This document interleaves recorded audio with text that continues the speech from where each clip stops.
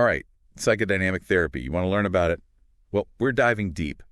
Videos, expert opinions, and even a sneak peek into a master's program. I think a lot of folks get psychodynamic therapy wrong.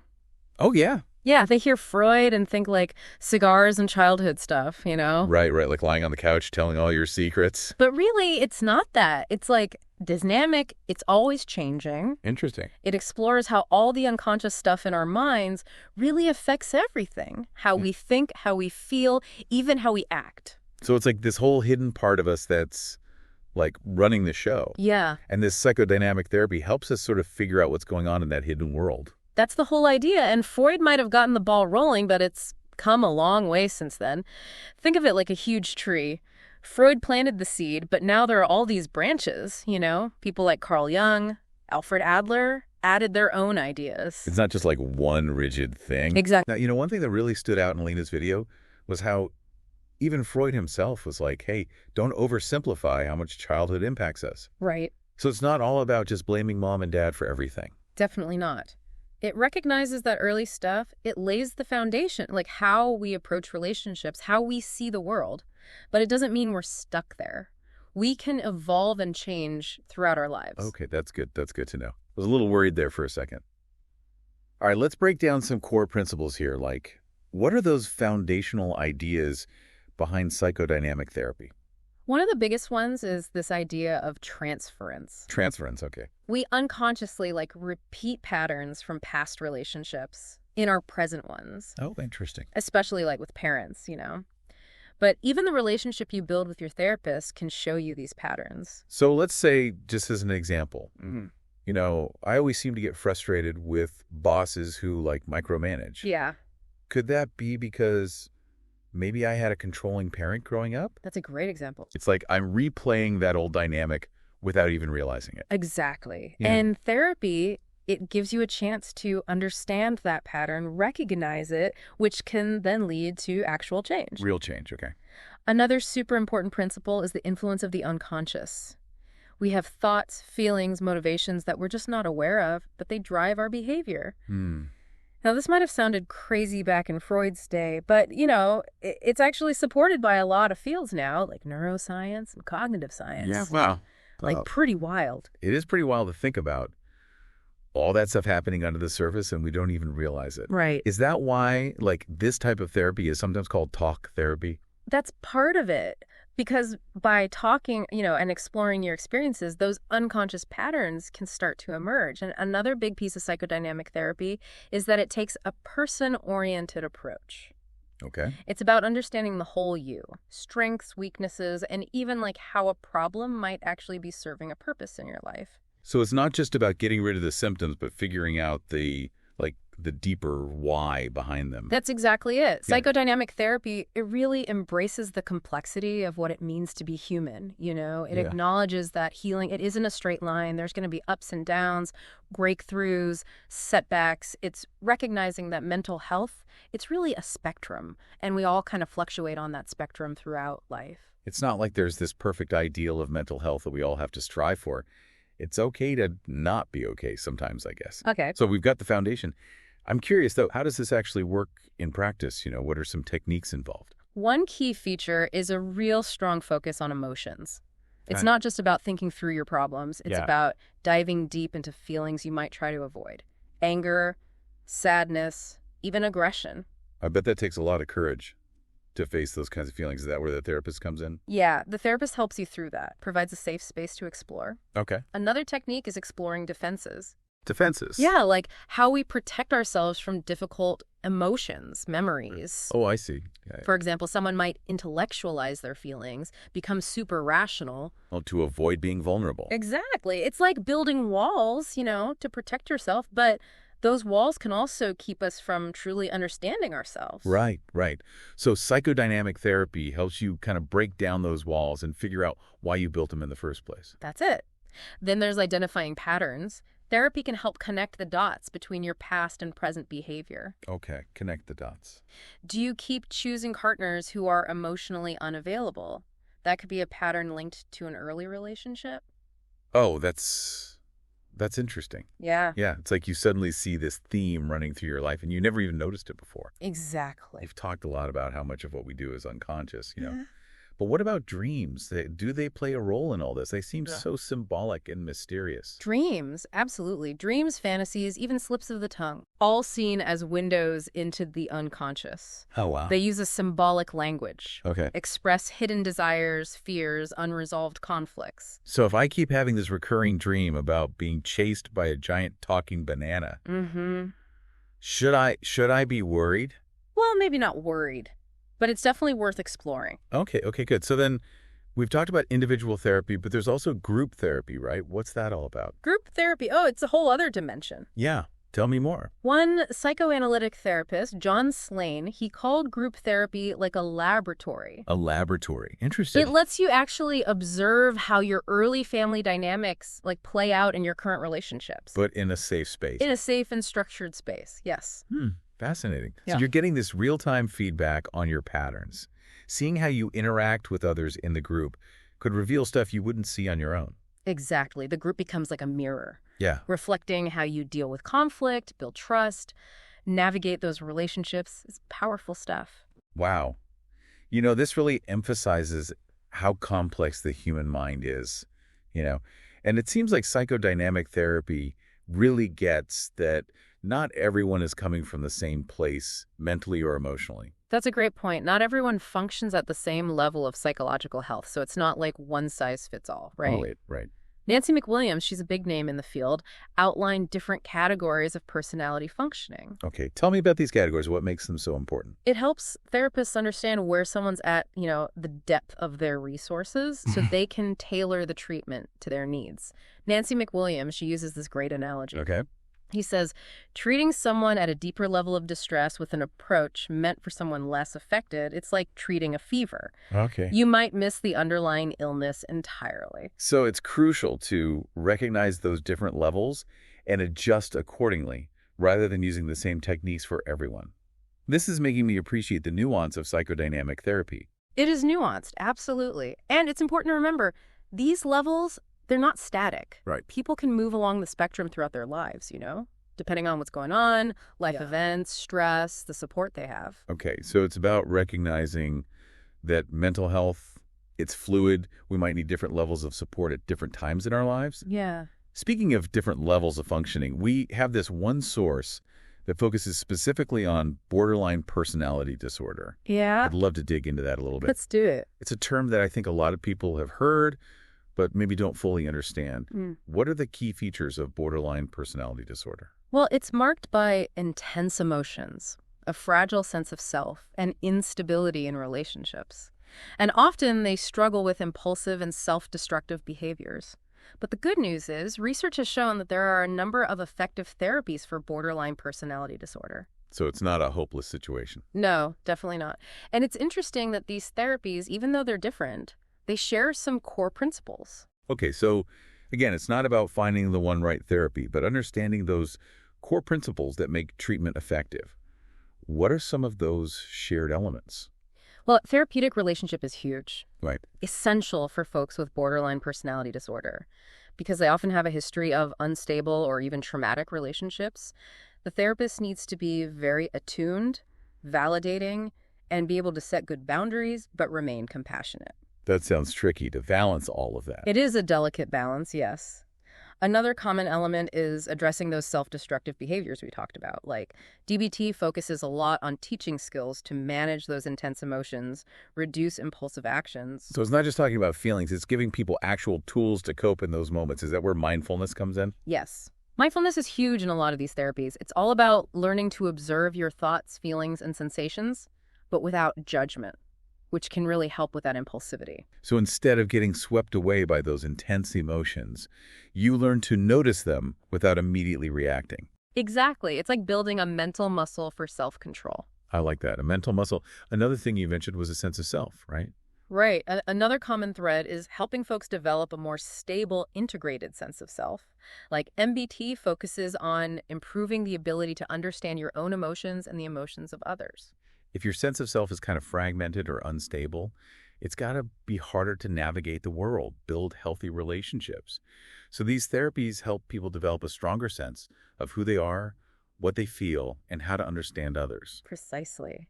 And it's also crucial to address any past traumas, which are very common in individuals with borderline personality disorder. Right. Creating that safe space to process those experiences and heal is essential. So it's about taking this holistic approach, addressing emotional regulation, relationships, sense of self, and past trauma.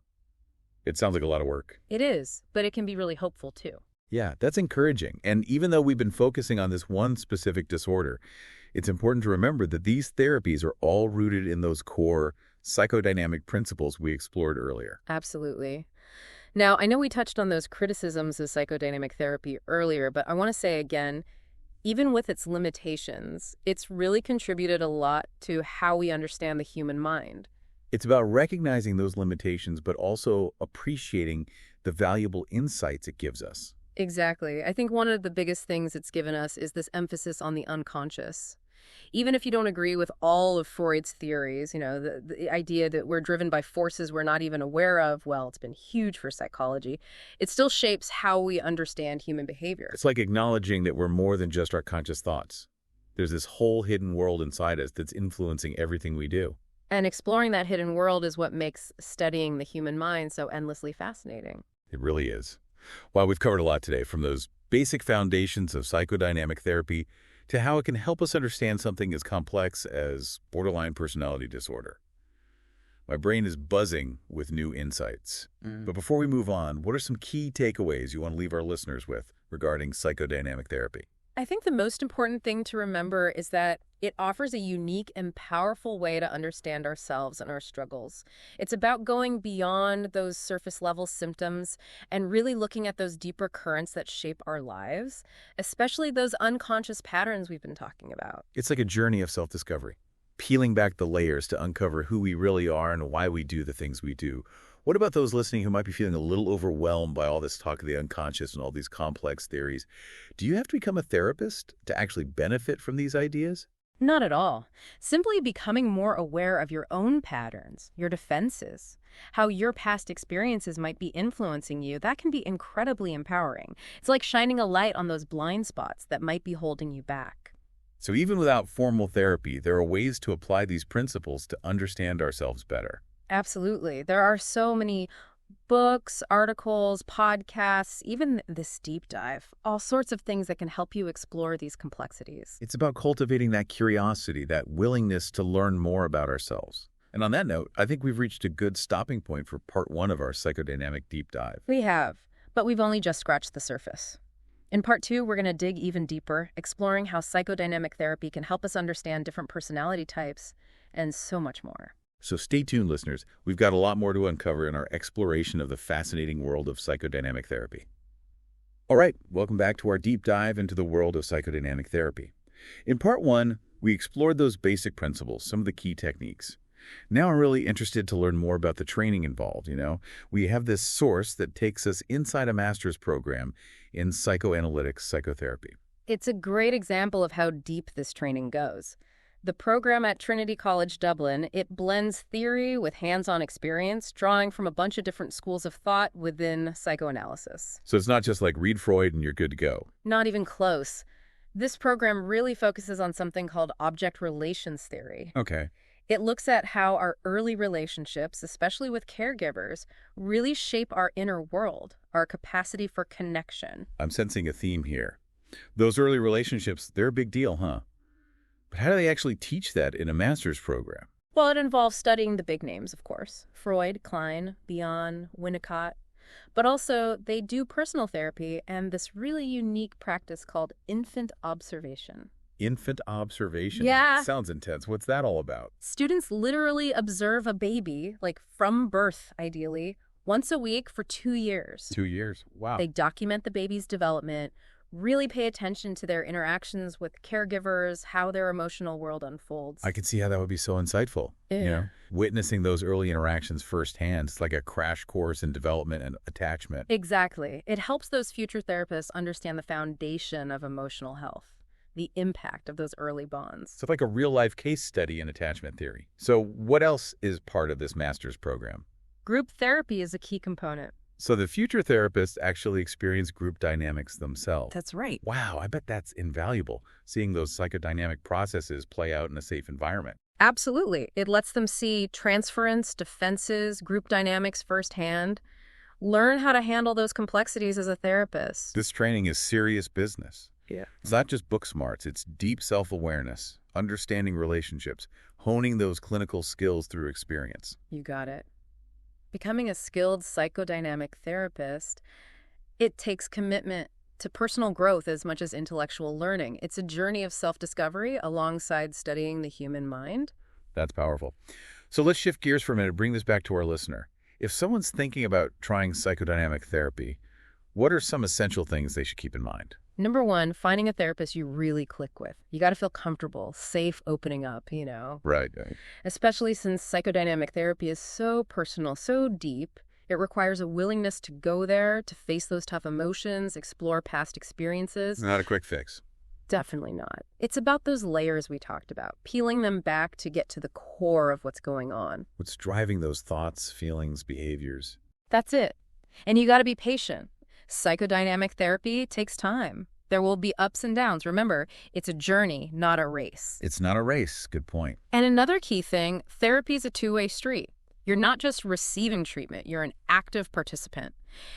Ask questions, share your concerns, really engage in the process. I love that. You're not just handing your problems over to the therapist. You're working together. That's the spirit. Yeah. Now, I want to go back to those levels of personality functioning. We touched on them in part one, but I think they deserve a little more attention. Yes. Let's dive back in. Yeah. We talked about Nancy McWilliams' categories, but I'm still curious, why is this concept so important in therapy? It all comes down to this. Understanding someone's level of personality functioning helps therapists choose the best approach, the most effective one. Remember Nancy McWilliams' analogy? The fever. Yeah. Using techniques designed for a high-functioning person with someone who's struggling more, it's like treating a fever. You're missing the real problem. Oh, right. You're just addressing a symptom. So it's about accurately assessing where someone is on this spectrum and tailoring the therapy to their needs, not just applying a one-size-fits-all approach. You got it. And remember, these levels, they're not fixed. People can move along the spectrum throughout their lives. Things like stress, trauma, support, they all play a role. It's a good reminder that mental health is dynamic. Our needs can change. Speaking of these different levels, we have this source that gets into evidence-based therapies for borderline personality disorder. Right. And I'm really interested to explore that further. It's fascinating stuff. We talked before about how borderline personality disorder is characterized by those intense emotions, instability in relationships, a fragile sense of self, and often those impulsive and self-destructive behaviors. But what's encouraging is that research is really uncovering effective treatments for this disorder. So there's hope. There's real hope for people who are struggling. Absolutely. And it's amazing, these therapies, DBT, MBT, TFP, they each have their own way of doing things, but they share these key commonalities. So again, it's not about finding that one right therapy. It's about understanding the core principles that make treatment work. What are some of those shared elements? Well, the therapeutic relationship, again, is front and center. It's crucial for folks with borderline personality disorder because they often have these histories of unstable, sometimes traumatic relationships.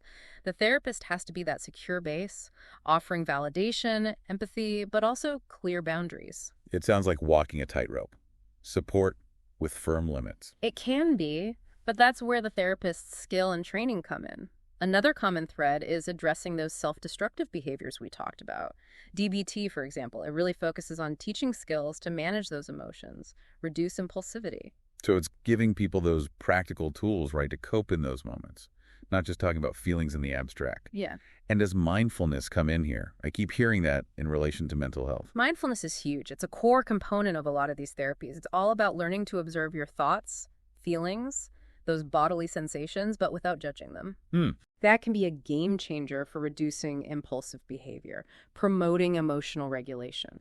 So you're not just reacting automatically, you're hitting the pause button. That's a great way to put it. You're giving yourself a choice. Another key element is addressing the person's sense of self. MBT, for instance, helps people develop a more stable, more cohesive sense of who they are, improves their ability to understand their own emotions and the emotions of others. So it's like strengthening that inner foundation, that sense of self. Exactly. And of course, addressing any underlying trauma is essential. We see a lot of trauma with borderline personality disorder. The therapist needs to create that safe space to process those painful experiences, allow for healing to begin. It's a reminder that healing from trauma is so often a key part of mental health recovery. It sounds like treating borderline personality disorder really requires this multifaceted approach. It considers the whole person. You said it perfectly. It's about providing that individualized care, addressing emotional regulation, interpersonal skills, sense of self, trauma history, meeting people where they are, giving them the tools, the support to build a better life. That's a message of hope. And even though we've been focusing on this particular disorder, it's important to remember all of these therapies, they draw on those core psychodynamic principles we talked about before. Absolutely. And I know we've discussed the criticisms of psychodynamic therapy, but I want to emphasize again, even with its limitations, it's really shaped how we understand the mind. It's about recognizing those limitations, but appreciating those insights. Right. Exactly. I think the concept of the unconscious, it's one of the most significant contributions. Even if you don't buy everything Freud said, the idea that we're influenced by things we're not even aware of, well, it's been huge. It still shapes how we understand ourselves. It's like that saying, we are more than the sum of our parts. There's this whole hidden world within us, and we're only just beginning to understand it. And that's what makes studying the human mind so fascinating. It really is. All right, I know we need to wrap up part 2 of our deep dive, but as we head into the final part, what are some things you want our listeners to think about? I think the takeaway here is this. Psychodynamic therapy, with its focus on the unconscious, early experiences, relationships, it gives us this unique way of understanding ourselves, understanding the people around us. It's like gaining a new perspective, seeing those hidden dynamics at play in our lives. Precisely. And while it might not be for everyone, for those who are drawn to it, it can be truly transformative. That's a great way to put it. And for our listeners, stay tuned for part 3, where we're going to explore how these psychodynamic principles can shed light on different personality types and the complexities of human behavior in everyday life. Welcome back to the final part of our deep dive into psychodynamic therapy. We've covered so much ground, from those core principles to the ins and outs of treatment. Now I'm super curious to see how these ideas can help us understand different personality types. I feel like this is where it gets really relatable. It's definitely where it gets more practical. And remember, we're not talking about putting people in boxes, It's more about recognizing the underlying dynamics, how they affect our experience, how we relate to other people. Yeah, it's about the nuances, not labels. Yeah. So where do we start? Any personality type that really stood out in our research? One source talked about the paranoid personality style, which I thought was fascinating. Okay. They really struggle with trust, always on guard, like always expecting threats or betrayals. Oh, I can see how that would be really tough, to always be suspicious of everyone. It can be very isolating. And their relationships, they kind of swing between extremes, idealizing people, then being suspicious. Makes it hard to really connect with anyone. So it's not just about being distrustful. It's about a deeper fear, like a vulnerability of being betrayed. Exactly. And you can imagine for a therapist working with someone like this, building that trust, establishing that safe therapeutic relationship, that's huge. It takes time, patience to help them let their guard down. To show them that vulnerability, sometimes it can lead to something good, not just more pain. What other personality styles came up in our research? Another one was the obsessive-compulsive personality style. A lot of people struggle with this, especially nowadays. Oh yeah, with our culture of achievement, everyone's so focused on perfectionism and control. It's like a badge of honor almost. And psychodynamics, it offers a different perspective on what might be driving those behaviors, Individuals with this style, they structure their lives around control, order, always striving for that perfect ideal, but you can never really achieve it. And when things feel out of control, that's when the anxiety kicks in, that feeling of overwhelm. It's like they're constantly battling this fear of messing up, of not being good enough. Yeah. Must be a link to that inner critic, huh? Absolutely. That need for control, it often stems from a deep fear of failure or disapproval. They set really high standards for themselves and everyone else, which can make it hard to relax, hard to be flexible. So the perfectionism, it's not just about high standards, it's a defense mechanism. It's protecting them from those feelings of shame, inadequacy. That's a great way to put it. And for therapists working with someone like this, helping them challenge those rigid beliefs, learn to tolerate imperfection, that's key. Finding that balance between striving for excellence and accepting that, mistakes are just part of life. It's about letting go of the control, embracing the messiness of being human. Okay, so, had to ask, did our sources talk about any of the more dramatic personality types? You know what I'm saying? Funny you should ask. One source explored the histrionic personality style. Lots of drama, attention-seeking, intense emotional expression. Okay, this is the one I was waiting for. The classic drama queen or attention hog. Now remember, these are complex individuals with their own struggles. They might seem over the top, but underneath that is a deep need for validation, a fear of being ignored or abandoned. So it's not just about wanting attention for attention's sake. It's about getting their needs met, feeling seen, feeling loved. You got it. And they might use their charm, their appearance, their dramatic flair to try to captivate people, get that reassurance, but it's a fragile kind of self-worth, always dependent on what other people think. Sounds exhausting. To constantly be seeking approval from others instead of finding it within yourself. It can be.